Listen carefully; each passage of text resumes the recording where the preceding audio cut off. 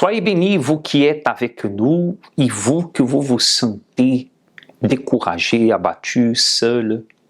Soyez bénis là où vous êtes, qu'à travers de cette émission, arrêtez de souffrir, arrive jusqu'à vous la force, le courage, la lumière. Vous qui en ce moment, il semble que vous vous trouvez carrément dans l'obscurité. Il semble que vous vous trouvez carrément dans le noir. Tout ce que vous appelez, vous n'arrivez pas à voir aucune clarté, aucune solution. Vous qui êtes au bout de la dépression, vous qui êtes quelqu'un découragé, vous êtes là en ce moment en train d'accompagner l'émission et de penser qu'est-ce que je peux faire? Que peux-je faire? Que peux-je faire d'autre pour changer ma situation? Vous allez accompagner une histoire vraie d'une personne comme vous. D'une personne que, face à une situation terrible qu'elle a affrontée, elle a pensé qu'il n'y avait plus de solution. Une tragédie est venue. Une tragédie, des fois, peut arriver un accident, peut arriver comme nous sommes en train de vivre la période cyclonique, peut arriver une tempête, une inondation, une perte. Beaucoup de choses peuvent arriver. Mais nous sommes ici pour vous dire que si vous êtes seul face à ces problèmes, il y a un Dieu qui veut vous aider à changer cette situation. Et j'aimerais que vous puissiez accompagner, avant même de voir le témoignage, ces symptômes.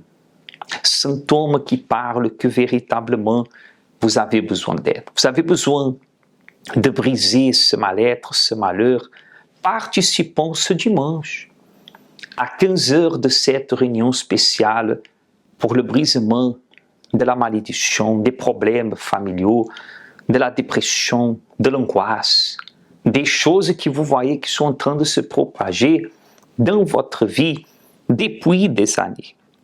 Et tout à l'heure, nous allons vous montrer dans la parole de Dieu, une parole qui va vous fortifier. Mais avant, accompagnez attentivement. Il y a des symptômes qui caractérisent ce que vous êtes en train de sentir, ce que vous êtes en train de vivre, et qui va vous montrer. Si vous avez besoin d'aide, notre ligne est à votre disposition. La porte du centre d'accueil est ouverte tous les jours, du matin jusqu'au soir. Ici, dans notre siège aux Abîmes, de 6 heures du matin déjà, ce jeudi, vous pouvez arriver pour le culte de 7 heures, 10 heures, 15 heures, et spécialement à 19 heures. Vous n'avez pas besoin d'attendre dimanche à 15 heures. Si vous avez besoin d'aide, vous pouvez nous contacter. Tout au cours de l'émission, les numéros, les adresses, ils vont défiler dans le bas de votre écran. Accompagnez attentivement cette vidéo et nous reviendrons tout à l'heure. Il est possible que vous arrêtez cette souffrance qui est en train de peser sur vous, parce que ce sont des choses qui se sont produites sans qu'il soit votre intention que cela arrive, sans que vous ayez cherché en fait. Mais nous avons la certitude, Dieu est capable de vous aider à tourner la page et à changer la situation. Nous allons revenir après cette vidéo. La dépression est actuellement l'un des plus grands maux de ce siècle. Considérée comme une maladie, elle se caractérise par une grande tristesse, une nette diminution du sentiment de plaisir et un sentiment de désespoir face aux problèmes affrontés. À un stade plus avancé, la dépression provoque des pensées morbides et l'impression de n'avoir aucune valeur en tant qu'individu. Cependant, il est nécessaire de comprendre que la dépression a une solution. À la recherche d'une solution, beaucoup tentent de s'en libérer à travers des substances ou attitudes qui leur permettent pendant un moment d'oublier la souffrance. Mais au lieu de les libérer, cela finit par aggraver le problème. Et dans plusieurs cas, la conséquence la plus grave de la dépression est le suicide. La Bible expose plusieurs exemples de personnes dépressives. Judas Iscariote, le disciple qui a trahi le Seigneur Jésus pour quelques pièces d'argent a sombré dans la dépression. Il s'est mis à regretter son geste, à tel point qu'il s'est livré au suicide. Un geste auquel beaucoup se livrent, pensant ainsi cesser de souffrir. Mais le suicide n'est pas la solution. La dépression se traduit en fait par une douleur dans l'âme, un vide qui ne peut être rempli que par la présence de Dieu. L'exemple du roi Saül révèle cela. Lorsque l'Esprit de Dieu s'est retiré de lui, il a sombré dans une dépression si profonde que ses proches ne savaient plus comment l'aider. Seule la présence du jeune David, un berger rempli de la présence de Dieu, était capable de le calmer et le ramener à la raison. Si votre âme est en souffrance, sachez que Jésus veut la libérer. La dépression n'est réellement résolue que lorsque l'âme est délivrée de sa souffrance. Le travail du centre d'accueil est focalisé sur le rétablissement de la santé de l'âme. La dépression a une solution. Le suicide n'est pas la solution. Pour en savoir plus, rendez-vous au centre d'accueil le plus proche de chez vous. Nous sommes ici avec notre invitée aujourd'hui, Madame Rosiela. Bonsoir, Madame. Bonsoir, pasteur. Et aujourd'hui, Madame Rosiela va partager avec vous comment sa situation aussi, elle a pu être transformée. Je me souviens encore parce que j'ai fait une dépression, parce que j'ai perdu un fils dans un accident. Et là, on ne s'y attend pas. On vient vous dire, eh bien, votre fils est décédé. Même pas, il est gravement blessé. Mais je sentais dans tout ça, il y avait un décès.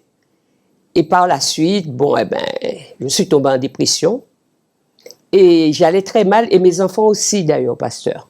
Cette souffrance, elle a commencé dans le jour que votre fils il a eu un accident. Oui. Vous pouvez raconter un peu comment ça s'est passé exactement? Alors, comment ça s'est passé? C'est-à-dire, un matin, je me réveille, et c'est vrai que je venais de me séparer avec mon ex-mari, et je le vois arriver, et je vois qu'il appelle les autres enfants qui sont montés. Bon, je me suis demandé, mais qu'est-ce qu'ils sont en train de se raconter?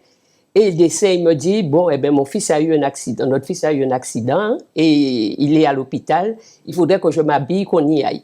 Alors, ma seule réaction était de commencer à crier, de pleurer, de courir un peu partout et de dire que je n'y vais pas. Je préfère qu'on me dise qu'il est décédé. Et un moment après, je l'ai vu en train de pleurer, c'est-à-dire il sortait de son téléphone en train de pleurer et il me dit oui, il est décédé. Voilà. Alors là, c'était vraiment tout s'était écoulé autour de nous parce qu'il y avait les enfants aussi, parce que c'était quand même, je dirais que c'était le fils vraiment qui réunissait tout le monde. C'était comme on dit chez nous, le poteau mi-temps. Et à ce moment-là, je me suis dit, non, c'est pas vrai. Qu'est-ce que j'ai fait? Qu'est-ce que j'ai fait? Je ne comprends pas. Je n'ai vraiment pas voulu y croire parce que je me suis dit, bon, c'est vrai que je suis quelqu'une, bon, comme on dit souvent, je ne suis pas méchante. Je vais à l'église. J'avais une église où j'allais tous les jours, tout le temps. Mes enfants qui ont pratiqué la religion dans cette église, à l'école, enseignement, qu'est-ce qui s'est passé? Et c'est après, on m'explique que bon, eh bien, c'est un accident de moto, alors que je ne savais même pas qu'il avait une moto. Et il s'était bien tenu à dire à ses copains de ne rien dire à ma maman. Ce jour-là, tout a basculé. Tout a basculé. Tout a basculé. Et ma maison est devenue un vrai enfer. Mes enfants qui s'entendaient très bien, alors là, c'était des disputes. J'avais même l'impression que moi-même, ils m'en voulaient. Je me suis dit, mais c'est pas possible, il croit qu'est-ce que j'ai à voir là-dedans? Alors que je suis dans la souffrance, c'est à ce moment-là, j'ai besoin effectivement de l'aide. Mais non, c'était dispute, c'était vraiment entre mes enfants. C'était un enfer, pasteur. Je faisais des crises d'angoisse, je me réveillais le matin en pleurs, j'allais me coucher en pleurs. Bon, je ne voulais rien faire, c'était à peine si je me douchais, je ne faisais pas à manger. La seule qui était un peu la plus courageuse, c'était ma fille. Et vous êtes devenue une personne angoissée. Quand vous dites angoissée, comment c'était votre journée? Alors, ma journée, c'était, je me réveillais le matin. Je ne me réveillais pas un matin sans penser à lui. Je me réveillais le matin, je me réveillais en pleurs. Les enfants, s'ils étaient là, c'était bien. S'ils n'étaient pas là, j'étais dans une crise de panique, d'angoisse. Il me fallait téléphoner un peu partout pour savoir où ils étaient, leur demander de rentrer tout de suite. Le soir, je ne dormais pas, je n'arrivais pas à manger. Quand je mangeais, j'avais des crises d'angoisse que je rejetais tout ce que je mangeais. Vraiment, c'est indescriptible, pasteur. Moi-même, pour me sentir bien, pasteur, il fallait que je parte le matin sur le caveau de mon fils et je pouvais passer toute la journée. C'est là où je me sentais bien, je nettoyais le caveau, je rentrais. Mais vraiment, c'était une vie sans grand, je sais pas. Pour moi, il n'y avait rien autour de moi. La douleur était énorme. Ah oui, énorme. Il y a un moment, ma fille m'a demandé, mais maman, qu'est-ce que tu cherches? Qu'est-ce que tu cherches? Sans compter, je me réveillais tous les jours avec un problème. Juste pour que cette personne qui est là, elle nous comprenne aussi, est-ce que vous avez pensé qu'un jour cette souffrance, elle pouvait finir? Non, pas du tout, pasteur. J'ai même cru, je vous dirais sincèrement, que moi, je me suis dit, bon, mon fils, il est décédé, c'est un signe que Dieu me donne, après ce serait moi. Mais c'est vrai qu'avant, je disais à Dieu, dis-moi où je vais te retrouver, donne-moi une solution. La souffrance était tellement intense, je n'avais pas envie de me suicider, mais je disais à Dieu, je préférais qu'il m'ôtait la vie au lieu de continuer à souffrir autant. Comment est arrivée la fin de la souffrance? Le jour que cela, la situation, elle a duré combien de temps, cette détresse, cette dépression? Bien 8 mois, pasteur. 8 mois. Bien 8 mois. Mais il a eu un jour que, il a eu un déclic. Vous étiez en train de dire que dans vos prières personnelles, vous demandiez à Dieu quelque chose. Oui, pasteur. Je souffrais tellement que je disais à Dieu, mais dis-moi où je vais te trouver. Parce que j'avais l'impression que, bon, ben... Vous étiez perdu. Voilà, j'étais perdu. Dis-moi où je vais te trouver. Et c'était un soir, je venais de prendre le médicament vers 23h le soir. Et la télé, je me suis réveillée, la télé était sur Canal 10. D'ailleurs, c'est une chaîne que je ne regardais jamais. Je ne sais pas si c'est les enfants qui ont regardé et qui sont partis. Parce que où j'étais couchée, où je m'endormais, c'est où on me laissait. Et c'était à moi de me réveiller quand je me réveillais pour aller dans mon lit ou rester où j'étais. Et je vois l'émission et je vois, maintenant je sais que c'est un pasteur, un monsieur qui dit, si vous souffrez, votre famille souffre, venez à telle adresse. C'était au centre d'accueil, bien sûr, après Tapitre. Ça veut dire cette souffrance, tout ce que le pasteur était en train de dire ce soir-là, c'était pour vous. Voilà. Voilà, et à la fin, il disait, si vous souffrez, venez à telle adresse, si votre famille souffre. Et j'ai pris un bic, j'ai écrit l'adresse et le numéro de téléphone. Et je me suis dit, bon, eh bien, il faut que je téléphone, parce que si j'ai demandé à Dieu, Dieu m'a donné à voir cette émission, bon, eh bien, voilà, il faut que j'appelle. Et il y a une copine qui passait me voir régulièrement, parce qu'il savait dans quel état que j'étais et qui habitait et qui travaillait non loin, qui m'appelait porte flyer, même adresse, même numéro de téléphone. Et c'est comme ça que je me suis retrouvée le dimanche. Parce que vous n'aviez rien à faire. Voilà. Et j'étais très attentif à tout ce que je disais le pasteur. Mais quand le pasteur parlait, je disais, mais c'est ce que je vis. Et ce sont des questions que je me posais et puis voilà la réponse. Et puis je suis restée, je sentais que ça allait beaucoup mieux. Je ne suis pas allée parler au pasteur tout de suite. Je suis repartie, mais vraiment, déjà je sentais que je commençais à avoir la paix. Et puis, comme je savais que l'église était ouverte tous les jours, je me suis dit, mais pourquoi aller sur la tombe de mon fils? Pourquoi ne pas aller à l'église? Et c'est comme ça que je me trouvais à l'église tous les jours, à faire tous les propos. Et de jour en jour, ça allait beaucoup mieux, jusqu'à ce que mes fils ont été très étonnés. Comment est Madame Rosiella aujourd'hui? Alors, Madame Rosiella va très bien, pasteur. Madame Rosiella sert Dieu. Madame Rosiella est baptisée du Saint-Esprit. Et j'aide même les autres pasteurs. Les autres, même dans ma maison, ça a vraiment la paix. Mes enfants s'entendent très bien. Ils travaillent tous. Je suis en train de lutter là pour leur vie spirituelle. J'ai ma fille qui est ouvrière, qui sert aussi Dieu. Vraiment, ma maison qui est un enfer, maintenant est devenue le paradis. Un paradis, vous dormez tranquille. Je dors bien. Aujourd'hui, on voit que vous souriez. Oui, mais je vous dirais même mieux, pasteur, parce que moi, quand je suis arrivée, j'étais malade, j'avais un certain nombre de maladies, dont l'hépatite B, que je sais qu'il ne se guérit pas. Il n'y a même pas de traitement. J'ai été guérie de l'hépatite B, de l'hypertension, de l'arthrose cervicale. Enfin, vraiment, Dieu m'a rétabli ma santé. On peut dire que vous avez une nouvelle vie. Une nouvelle vie.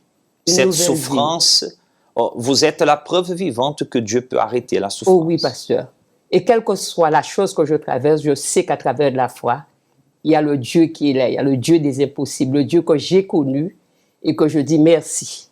Madame Rosiella, en regardant, je sais que c'est un peu difficile, mais en regardant là devant, qu'est-ce que vous pouvez parler à la Rosiella qui est là-bas à la maison peut-être? Comment vous étiez? Oh monsieur, ou Monsieur Rosier peut-être, Oui. à Monsieur quelqu'un Rosier. qui est là et qui se trouve dans une situation pareille?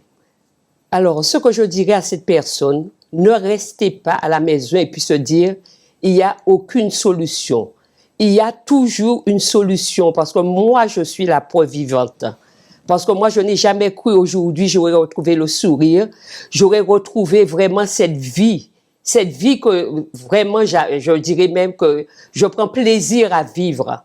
Alors, ne restez pas chez vous. Venez, vous avez l'adresse au centre d'accueil. C'est où on va vous faire connaître vraiment le Dieu vivant, le Dieu des impossibles. Parce que Dieu nous a pas mis pour que nous puissions souffrir, nous restons à souffrir. Il est là. Alors venez chercher Dieu, venez rencontrer Dieu, venez chercher votre délivrance. Vraiment, vous allez gagner. Des fois, la douleur est tellement forte, la souffrance est tellement forte, que vous-même, vous vous demandez, est-ce qu'un jour je pourrai m'en sortir? C'est pour cela que les portes du centre d'accueil sont ouvertes. Et d'ailleurs, la parole de Dieu, elle prouve cela à travers de la puissance de la parole de Dieu. Voyez que la tragédie est venue, le deuil est venu, le désespoir est venu. Il semble que tout a frappé à la porte en même temps, avec le même jour, d'un moment à l'autre.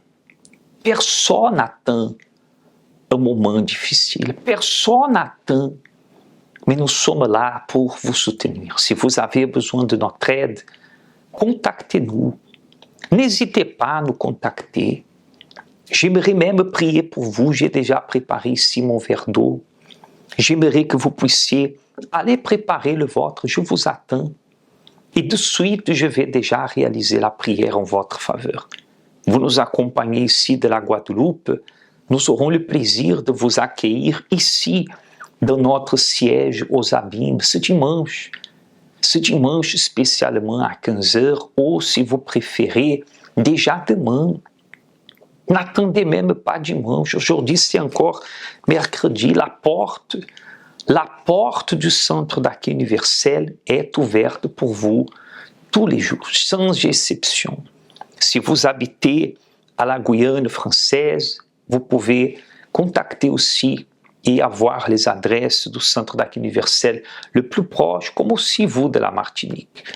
Madame Rosiela n'a pas désiré se retrouver un jour. Je pense qu'elle ne désirait ni à son pire ennemi à l'époque d'avoir eu ce problème. Aujourd'hui, grâce à Dieu, elle a pu s'en sortir, elle a pu trouver la force de l'Éternel, elle a pu avancer, elle a pu être bien dans son intérieur. Tout ce qui était obscurité, tout ce qui était un vide, un trou, a été transformé. C'est-à-dire que là où il avait que des ténèbres, la lumière de Dieu est arrivée. Le mal a été brisé.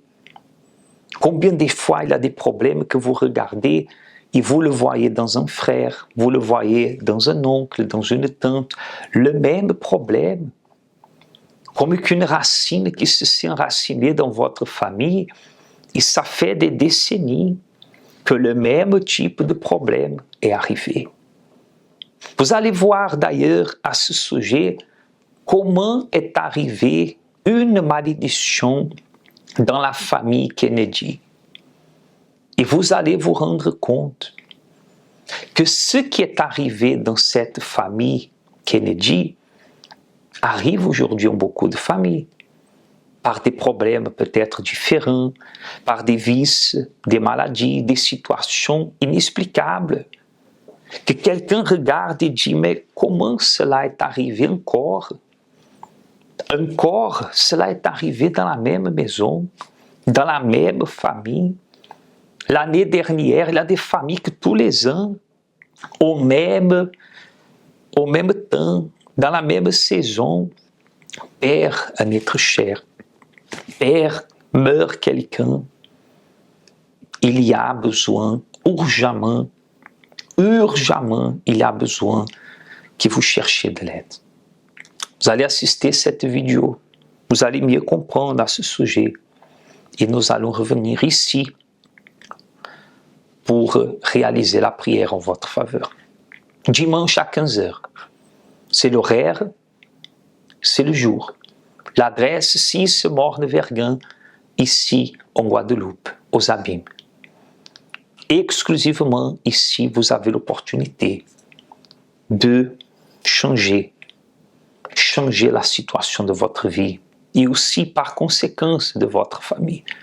Si vous n'allez pas bien, arrêtez de vous mentir à vous-même. Le pire mensonge, c'est celui qu'on se raconte à nous-mêmes et qu'on attend que va passer, que les choses vont changer naturellement. Si vous avez besoin d'aide, écoutez, nous allons revenir. Vice, dette, divorce, tragédie. Les problèmes les plus divers qui se transmettent de génération en génération sont connus sous le nom de malédiction héréditaire. Écoutez cela. Je connais des personnes qui souffrent de maux dans la vie sentimentale, de maux dans la vie financière. Et ce mal vient du cœur de la famille. J'ai déjà vu des cas de personnes, par exemple, dans le cas d'un père dont le comportement étrange se transmet au fils. Même si la plupart des personnes n'y croient pas, la malédiction héréditaire remonte à très loin. Elle vient des grands-parents engendrés par des entités, des esprits mauvais qui travaillent dans la vie des personnes. Cette théorie est prouvée par l'histoire de la famille Kennedy. Une série de tragédies qui a fait de nombreuses victimes, a commencé par le 35e président des États-Unis, John Fitzgerald Kennedy, décédé d'une balle dans la tête en novembre 1963. Qui n'a jamais vu ces images ? Avant cet assassinat qui a marqué les États-Unis, d'autres morts tragiques et précoces étaient déjà arrivées au sein de la famille. Le fils de John est né avec une insuffisance respiratoire grave et il n'a vécu que 40 heures. Il est décédé 3 mois avant son père. 15 ans plus tôt, en 1948, la plus jeune sœur de John, Kathleen, a trouvé la mort avec son mari dans un accident d'avion. 4 ans plus tôt, en 1944, Joseph Kennedy, le frère le plus âgé de John, a eu la même fin tragique. Il était pilote dans une mission secrète quand son avion a explosé.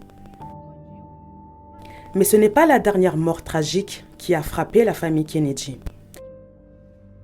En août 2019, la mort la plus récente enregistrée dans le clan est celle de la petite fille de Robert Kennedy, Shorsha Kennedy, qui a été victime d'une overdose à l'âge de 22 ans.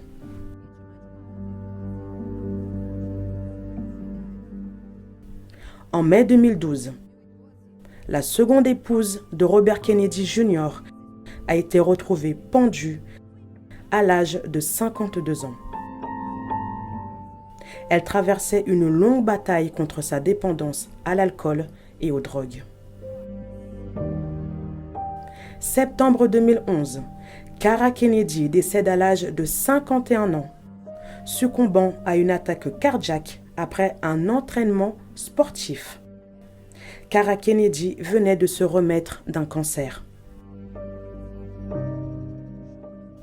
En juillet 1999, un autre fils du 35e président des États-Unis est aussi mort à l'âge de 38 ans. John Kennedy Jr. a également été victime d'un accident d'avion dans lequel se trouvaient sa femme et sa belle-sœur. Personne n'a survécu. En décembre 1997, un autre Kennedy est mort à l'âge de 31 ans. Michael Kennedy s'est heurté la tête contre un arbre pendant qu'il jouait à un match de football avec les membres de sa famille lors de vacances au ski dans le Colorado. Il a succombé à ses blessures et en est mort. En juin 1968, l'histoire se répète. Un autre Kennedy, rêvant d'accéder à la présidence des États-Unis, Robert Francis Kennedy s'y est présenté 6 ans après la mort de son frère, John, et comme lui, il a été assassiné d'une balle dans la tête. Le soir même de son discours de victoire à la primaire à Los Angeles, en Californie. My thanks to all of you, and now it's on to Chicago, and let's win there. Plus de 10 morts tragiques sont survenus au sein d'une même famille. Une malédiction qui semble ne pas avoir de fin. Là où il y a une brèche, la malédiction va atteindre et tout peut arriver dans la vie de la personne. Dès le plus jeune âge, il faut que cette malédiction soit détruite, sinon elle va demeurer de décennie en décennie dans la vie des personnes.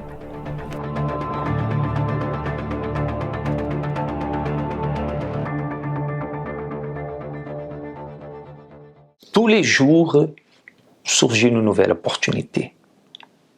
Une journée finie, une autre commence. Mais la décision doit venir de vous. Moi, je vais prier pour vous.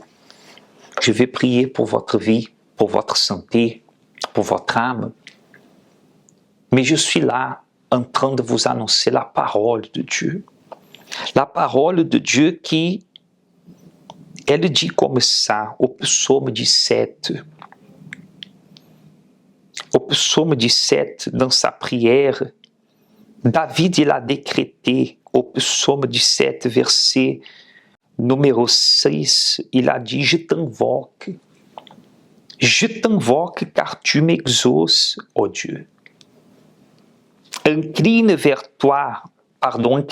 moi ton oreille, écoute ma parole. Signale ta bonté, toi qui sauves ceux qui cherchent un refuge et qui par ta droite les délivres de leurs adversaires. » C'est ça que Dieu veut réaliser aussi avec vous, comme il a déjà fait avec beaucoup de personnes. Nous allons prier pour vous, mais vous devez prendre la décision.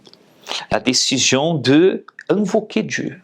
On va prier maintenant, mais ce dimanche, nous allons invoquer le pouvoir de Dieu. Et nous allons prier contre cet esprit du mal qui est là, sous forme de malédiction depuis longtemps dans votre famille ou en vous-même.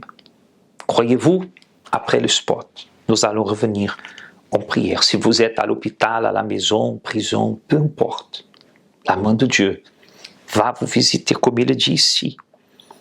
Je t'invoque car tu m'exauces. Celle-là est notre foi. Parler avec bon Dieu, c'est ça nous toutes besoin. C'est lui qui a nous force pour nous arriver à affronter toute difficulté qui viennent contre nous. Pareil en de l'eau, c'est moment à la prière. Le moment attendu par beaucoup de vous est arrivé. Nous allons parler avec Dieu. Fermez vos yeux si possible. Seigneur, c'est au nom de Jésus que nous prions. Au nom de celui qui a sur la croix, pas parce qu'on méritait, mais pour nous, il est mort. Il a donné sa vie. Seigneur, il y a des personnes qui sont totalement découragées, abattues, que des tragédies sont arrivées dans sa famille cette année, que des choses, des fois, en certains cas, arrivent. Et arrivent, mon Père, arrivent toutes les années. Des fois, la même période, il y a toujours quelqu'un encore enterré dans la famille. Seigneur, viens secourir celui qui a un début de dépression, qui est oppressé, qui ne dort pas, qui ne vit pas, qui ne travaille pas, que toute sa vie se résume à survivre, à attendre que le lendemain ne soit pas pire que la veille. Consacre, mon Dieu. Consacre et bénis ce verre d'eau qui soit un point de contact. Elle ne sera pas magique, mais elle sera forte par la foi pour apporter la vie, pour apporter la victoire. Nous bénissons à tous et à toutes, les familles, les mariages, les enfants, les parents, chacun qui participe ou qui est concerné dans cette prière. Protège, Seigneur, protège. Nous prions pour tous les sinistrés de la tempête, là du côté de Basse-Terre, Seigneur. non seulement ceux qui ont peut-être perdu des biens, mais ceux qui ont aussi perdu des êtres chers, ceux qui ont aussi perdu espoir, force, viens les soutenir et viens apporter, Seigneur, apporter par ta main la force pour se relever, pour recommencer. Nous avons la certitude que cette prière bénit maintenant à tous et toute la Guadeloupe au nom du Seigneur Jésus. Amen. Et grâce à Dieu, quelle que soit la situation, soyez bénis, soyez exaucés.